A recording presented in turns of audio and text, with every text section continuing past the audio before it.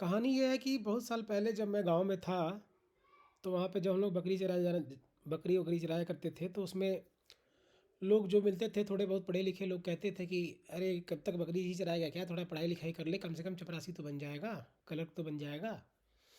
तो ये सब हुआ कि आदमी ये सब सुन सुन के पढ़ाई लिखाई किया और आगे बढ़ा। एक टाइम आया कि अच्छी खासी नौकरी मिल गई और नौकरी आदमी करने लगा। फिर हमने एक समय के बाद पीसीएस का एग्ज़ाम दिया और सिलेक्शन हुआ सिलेक्शन हुआ डिस्ट्रिक्ट एम्प्लॉयमेंट ऑफिसर के पद पे, जो जो अभी जिला रोजगार सहायता अधिकारी जो कहते हैं, एडीईओ की पोस्ट जो होती है उस पे 2020 में ज्वाइनिंग हुई। एग्ज़ाम उसके पहले हुआ था, 2-3 साल बाद तो ज्वाइनिंग हुई 20 में, कोरोना के बीचों बीच में। तो मैंने वहाँ पे कुछ सालों तक नौकरी की, 6-8 महीने किया, फिर उसके बाद से मैंने उसको छोड़ दिया और पुनः अपने पुराने डिपार्टमेंट पे वापस आ गया।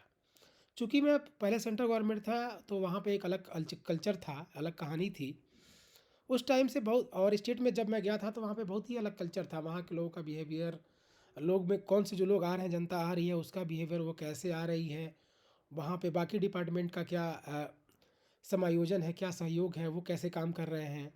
तो वो सब मिला के एक डिस्ट्रिक्ट एडमिनिस्ट्रेशन का काम बनता है। तो उसमें हमारा जो डिपार्टमेंट था, तो वहाँ पे मैंने देखा कि बहुत सालों से कुछ हो नहीं रहा है, ऐसे लुल्ल पड़ा हुआ है, सब बैठे हुए हैं। एम्प्लॉय एकदम ही, मतलब जैसे नहीं होता है कि धार उनकी ख़त्म हो गई है, ना कुछ सीखना चाहते हैं, ना कुछ पढ़ना लिखना चाहते हैं, ना कुछ करना चाहते हैं। किसी को बोल दो भैया कि हिंदी में टाइप कर दो तो वो भी नहीं आता है, इंग्लिश में टाइप कर दो तो वो भी नहीं आता है। पता नहीं कैसे सालों से नौकरी चल रही है। अब उस ज़माने में कैसे आए थे ये नहीं पता था। तो ऐसे ही चलता रहा।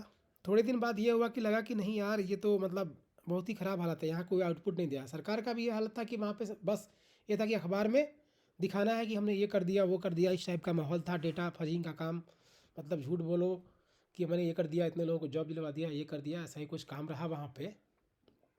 इस तरह से चला बहुत कुछ महीनों तक। उसके बाद में लगा कि नहीं यार, इस जगह पे तो काम नहीं कर पाएंगे, और फिर 2-3 साल का ब्रेक लेंगे, फिर कभी होगा तो आदमी पीसीएस सबसे देगा, अच्छा पोस्ट निकलेगा तो करेगा, नहीं तो जो जहाँ पे नौकरी है वो आदमी जी खा रहा है वही करता रहेगा। तो ये सारी चीज़ें चलती रहीं। तो मेन मुद्दा ये है कि जो भी लोग तैयारी कर रहे हैं, ऐसा नहीं है कि नौकरी आसान है ना, है तो बहुत मुश्किल ही, लेकिन जब आप लग जाओगे ना तो एक टाइम के बाद लगता है कि यार इतना करके निकाला था लेकिन मज़ा तो नहीं आ रहा है, कि साला आप करें क्या, ऐसा सोचा था वैसा नहीं हो रहा है, वैसा नहीं हो रहा है। तो इन सब सारी चीज़ों के बाद आदमी डिसाइड करता है कि चलो यार इसको जाने ही देते हैं। तो जब आप गांव से होते हो, नौकरी छोड़ते हो, तो लोगों को लगेगा अरे ये साला ये तो पीसीएस का पद था, नहीं छोड़ दिया, लोग ऐसा कहते हैं।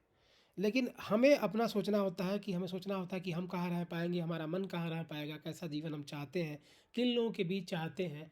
इन सारी चीज़ों को सोचते हुए मैंने वो जॉब छोड़ दी थी। तो मेन संदेश ये है कि बहुत ज़्यादा परेशान नहीं होना है जीवन में कि ये वाला पोस्ट निकालना है, ये वाला पोस्ट निकलता है। हो सकता है आपका पोस्ट निकल जाए, लेकिन बाद में शायद वो आपको करने का मन ना करे। तो बहुत ज़्यादा परेशान नहीं होना है। एग्ज़ाम निकला, पढ़ना है, मन से लगा के पढ़िए, निकल गया तो ठीक है, पोस्ट अच्छा लगा तो ठीक है, नहीं तो छोड़िए। जीवन में बहुत सारे काम है। जीवन किसी एग्ज़ाम को लेके ना ख़त्म होता है ना शुरू होता है। जीवन अपने आप में पूर्ण होता है, उसमें बहुत सारी कहानियाँ लिख सकते हो आप अपने लिए, अपने तरीके से। दोस्तों बस इतना ही कहना था अभी के लिए। धन्यवाद, थैंक यू। देखते हैं आगे और मैं क्या कर सकता हूँ। मैं छोटे छोटे वीडियो भी बनाना स्टार्ट किया हूँ, आगे देखते हैं क्या कर सकते हैं। Thank you.